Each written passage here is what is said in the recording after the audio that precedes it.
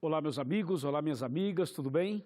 Sejam muito bem-vindos ao Arena de hoje, um tema especial nessa série Apocalipse, falando, revelando a esperança, né? Revelações de esperança para você, para mim, para todo mundo.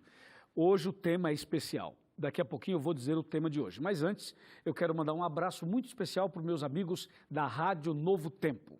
Você que acompanha todo o nosso programa pelo rádio. Muito obrigado por isso e que Deus te abençoe. Um abraço também para o pessoal que acompanha a gente pelo Facebook, a você que acompanha pelo Instagram e a você também que nos acompanha pelo YouTube e por outros canais como o Twitter, por exemplo. O Arena está em todas essas redes sociais.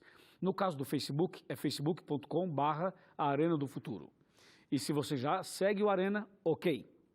Divulga, por favor, para que outros também nos sigam. E se você ainda não segue, por favor, faça favor de seguir. Faça favor de seguir, ok? O Instagram, o Twitter e o Facebook. Muito obrigado por isso. Bom, nós estamos oferecendo um curso bíblico que é a razão pela qual estamos fazendo essa temporada, que é esse curso aqui, ó, Apocalipse, Revelações de Esperança. Esse curso é maravilhoso, preparado por nossa equipe da Igreja Adventista da Divisão Sul-Americana, em parceria com a Casa Publicadora Brasileira, e esse material está disponível para você no site apocalipse.com. E se você quiser baixar o nosso app desse material, é só você baixar o aplicativo Apocalipse RA. Aí você tem todo o material aí de forma muito especial, com qualidade de última geração, para você estudar a Palavra de Deus. Certo?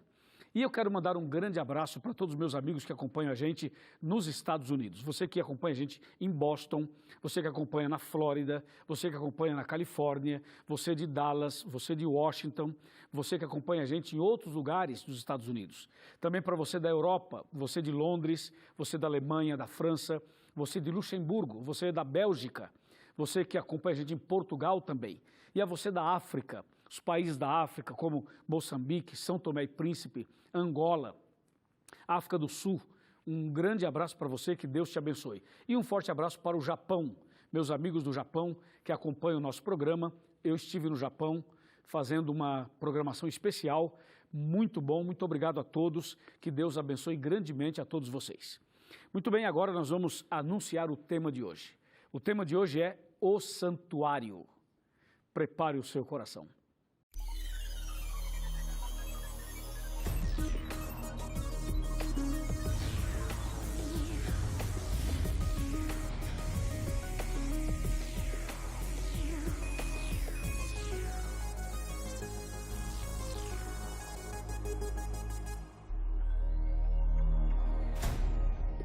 Muito bem, já estamos de volta, preparados com a Bíblia na mão para o tema de hoje.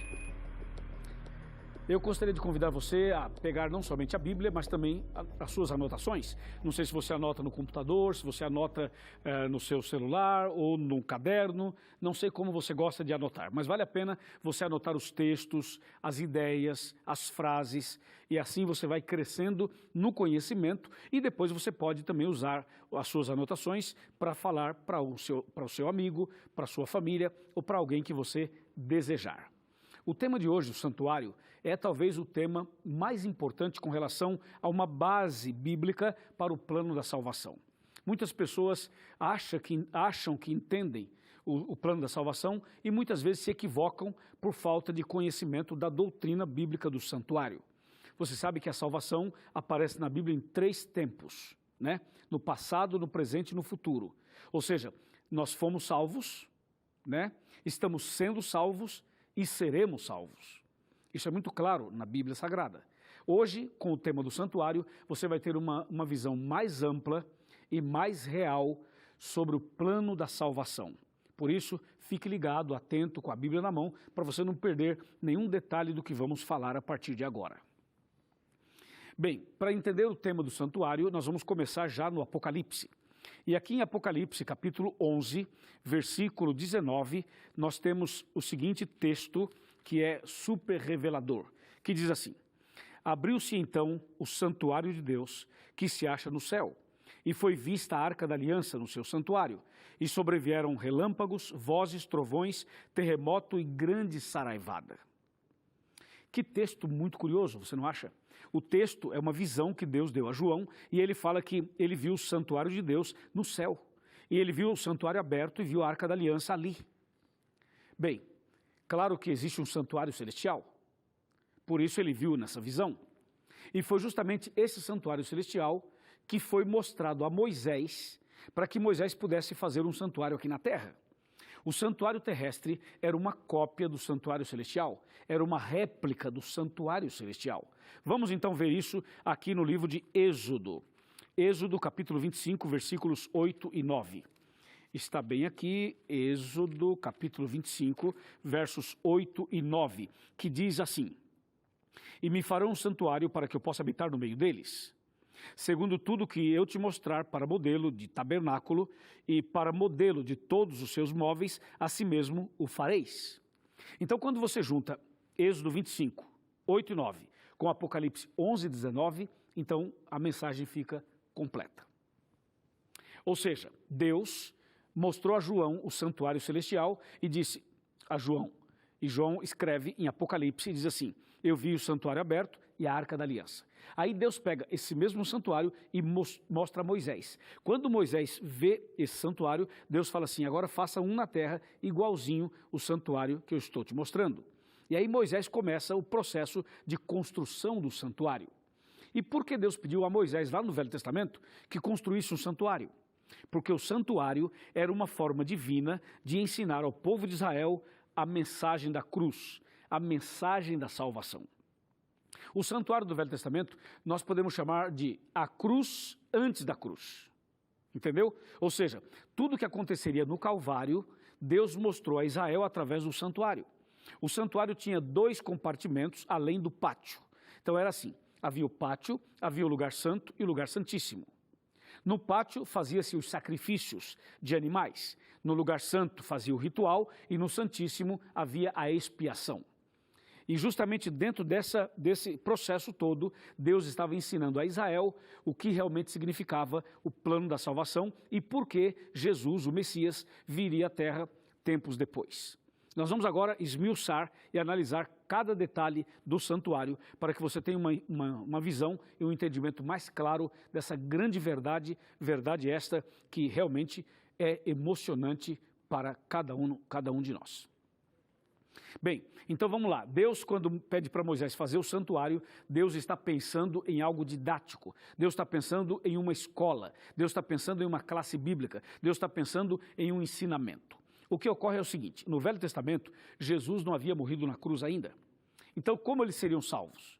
Como seria a salvação se Jesus ainda não havia morrido na cruz?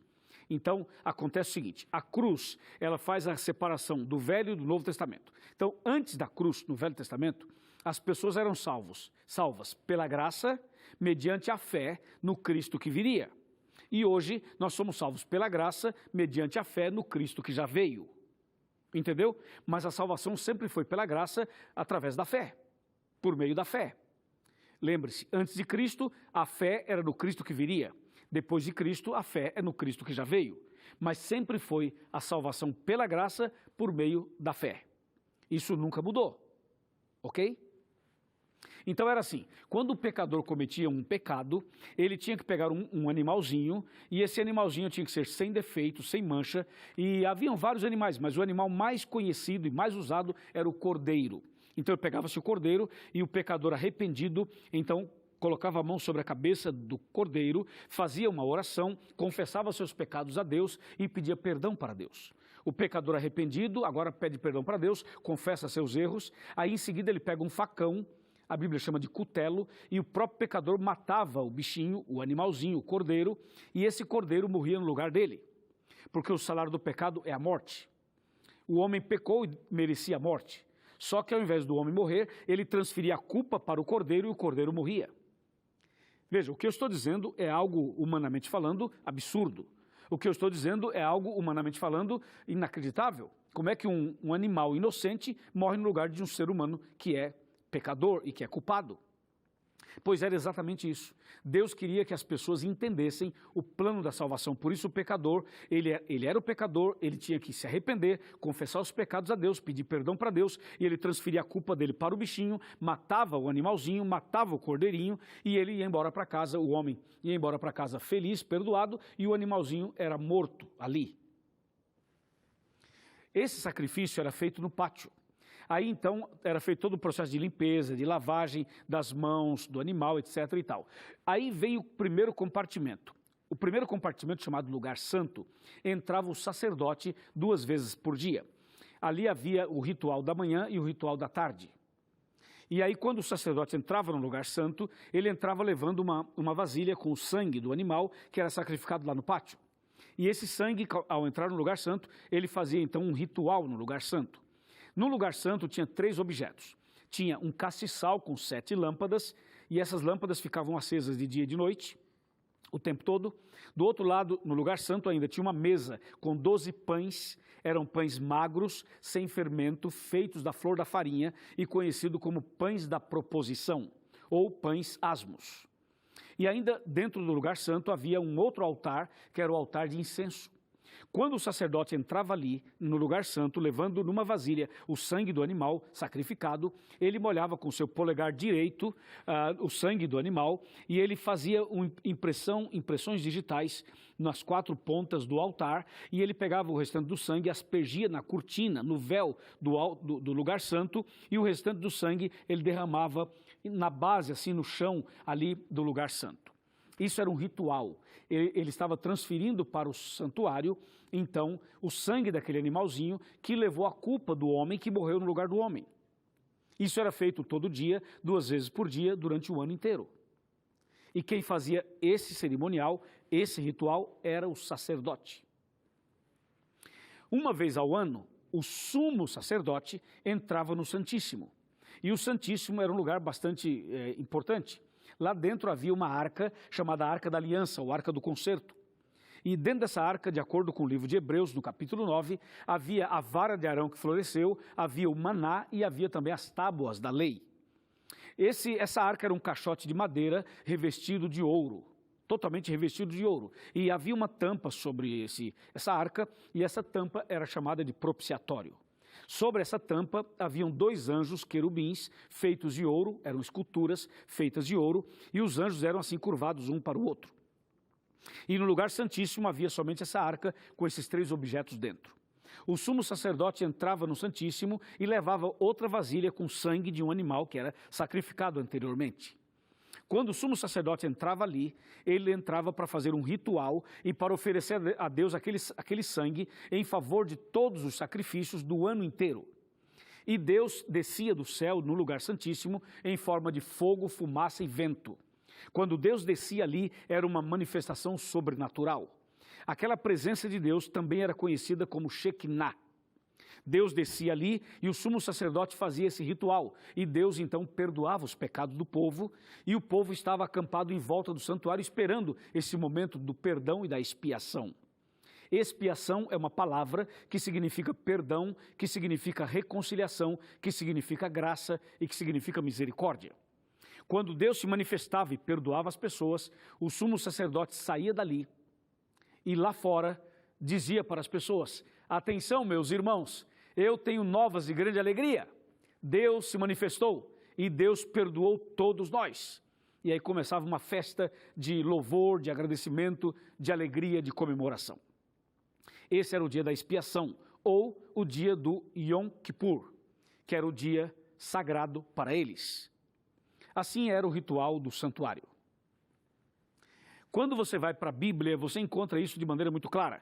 Eu vou ler para você o que está escrito em Hebreus, no capítulo 9. Se você puder, abra sua Bíblia e vamos ver Hebreus 9, a partir do versículo 1, que diz assim: ora, a primeira aliança também tinha preceitos de serviços sagrado e o seu santuário terrestre.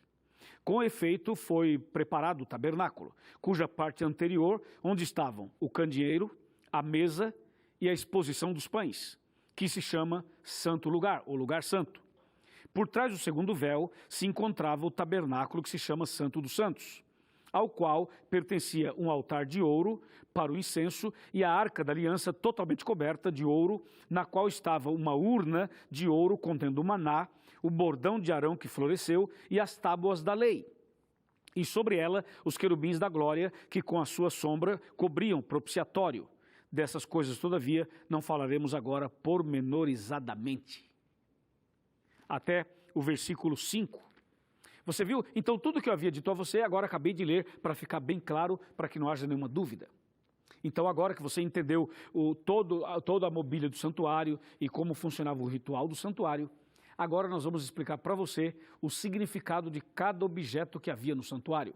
Para você perceber que tudo que havia no santuário era uma demonstração de que tudo aquilo aconteceria e se cumpriria em Cristo. Em Cristo. Todo o ritual do santuário era um resumo do que Cristo faria quando viesse à terra e quando morresse na cruz. Ok? Bem, então vamos analisar agora as mobílias do santuário. Voltemos para o pátio. Lá no pátio tinha um altar de sacrifício. Esse altar de sacrifício era para fazer os sacrifícios dos animais e aquilo simbolizava o sacrifício de Cristo que seria feito no futuro. Ainda no pátio havia uma bacia com água, ou uma pia com água. Aquela água era para o sacerdote e o pecador e as pessoas lavarem as mãos, fazer a higiene. Só que aquela água era também um símbolo do batismo. Do batismo. Aquela água simbolizava o batismo. E também simbolizava o Espírito Santo, claro, mas diretamente o batismo. Quando você vai para o lugar santo, aí então nós temos outros objetos mais. No lugar santo, tinha então um castiçal com 7 lâmpadas. O número 7 era uma representação das 7 igrejas do Apocalipse, número da perfeição. E a luz que ficava acesa de dia e de noite era um símbolo de Jesus, a luz do mundo. João 8,12. Entendeu? Isso era o castiçal. Ainda no lugar santo, do outro lado, tinha uma mesa com 12 pães. O número 12 simbolizava as 12 tribos de Israel e também os 12 discípulos. Mas o pão em si, sem fermento, simbolizava Jesus, o pão da vida. João 6,48. E o detalhe aqui, bastante importante, é que o pão era magro, sem fermento, porque o fermento era símbolo do pecado. E como aquele pão representava Jesus, não podia ter fermento, porque Jesus nunca pecou. Certo? Ainda no lugar santo nós encontramos um outro altar que é o altar de incenso. Esse altar de incenso era uma representação do culto que a gente faz e das orações que nós elevamos a Deus. Assim era todo o lugar santo. Aí havia uma cortina e vinha o lugar santíssimo. O lugar santíssimo onde tinha a Arca da Aliança. Veja, a Arca da Aliança aparece na Bíblia desde o livro de Gênesis. Agora observe um detalhe, dentro da arca havia uma urna de ouro com maná. O maná ali era só para representar e para relembrar que Deus provê. É a famosa frase, Deus proverá. O maná que estava ali dava um recado para as pessoas de que Deus provê o seu sustento, o que você realmente precisa, Deus provê. A vara de Arão que floresceu era um recado de Deus dizendo que Deus é quem comanda a sua igreja. Os homens, nos dias de Arão, queriam trocar o seu líder. Arão era o líder.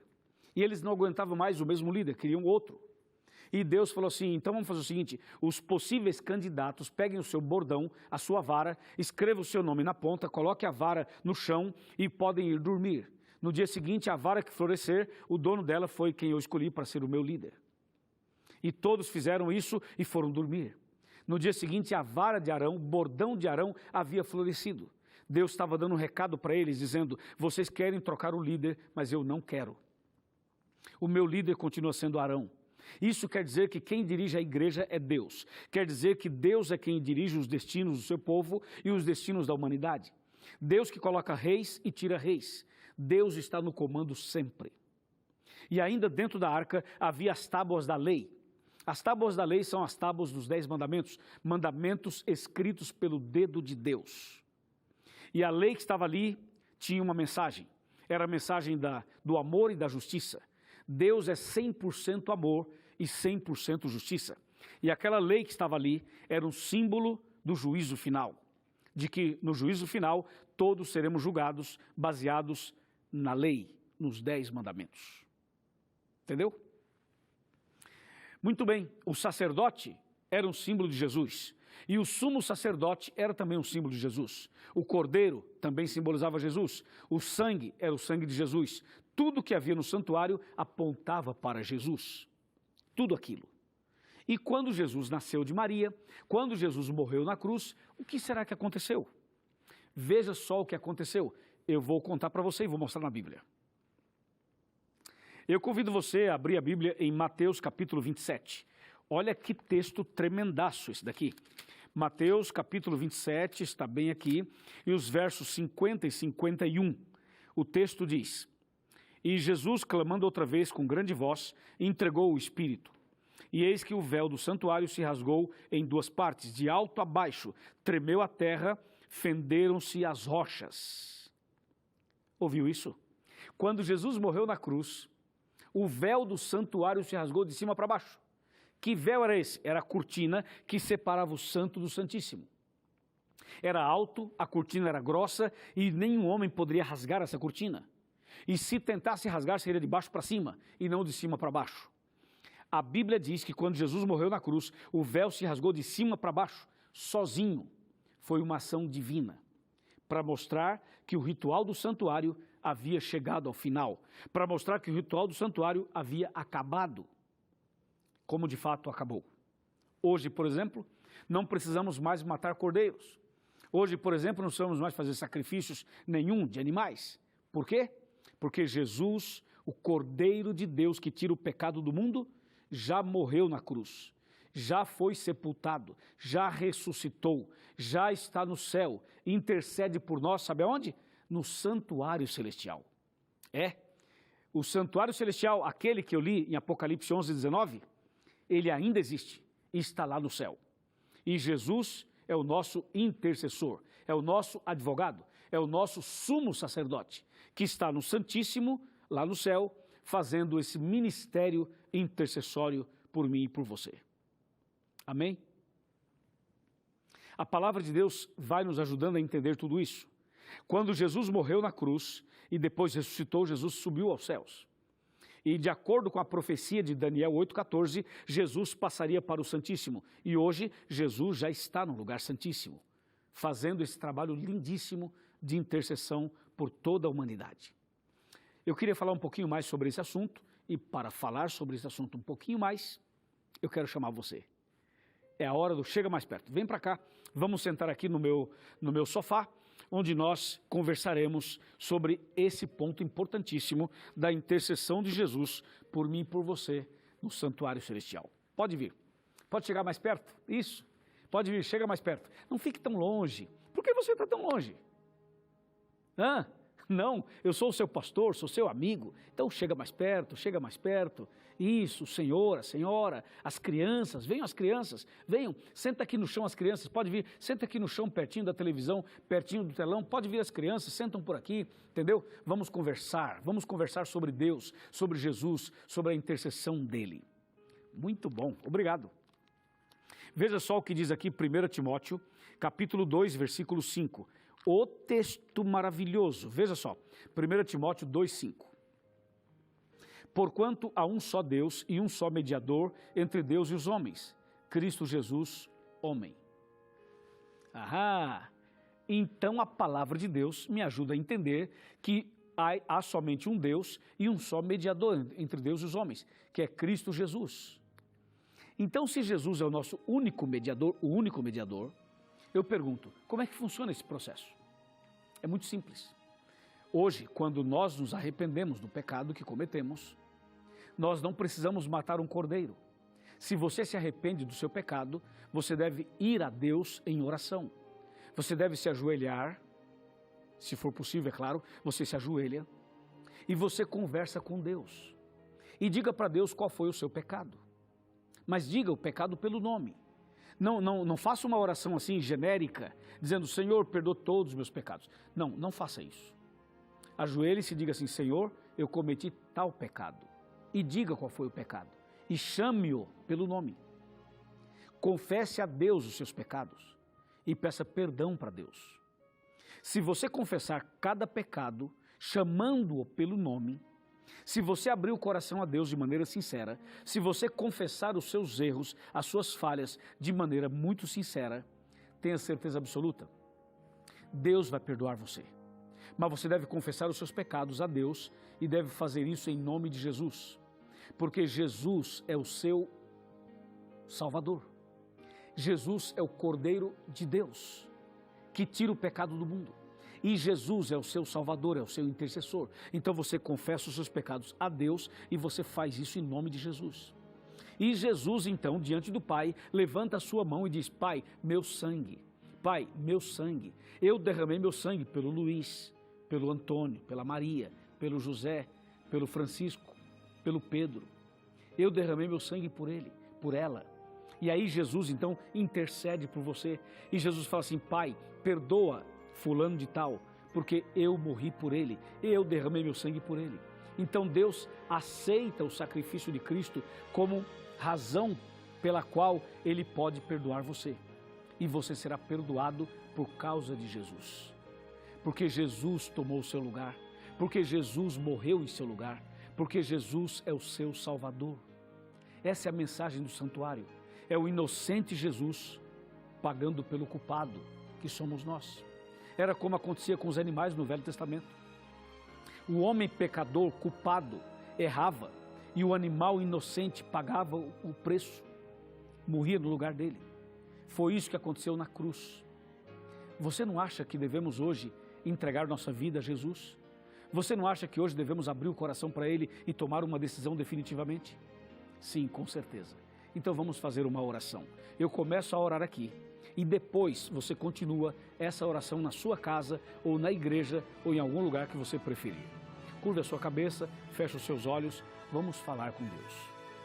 Querido Pai Celestial, em nome de Jesus, o Cordeiro de Deus que tira o pecado do mundo, o nosso Salvador, eu posso entrar na Tua presença agora e entro na Tua presença em nome de Jesus, para pedir ao Senhor que perdoe os nossos pecados e para pedir ao Senhor que abençoe essa pessoa que ora comigo. Abençoe esse homem, essa mulher, esse jovem, essa criança que está orando comigo agora. Eu vou terminar a minha oração, mas essa pessoa vai continuar orando. Senhor, abençoe a vida dela hoje e sempre.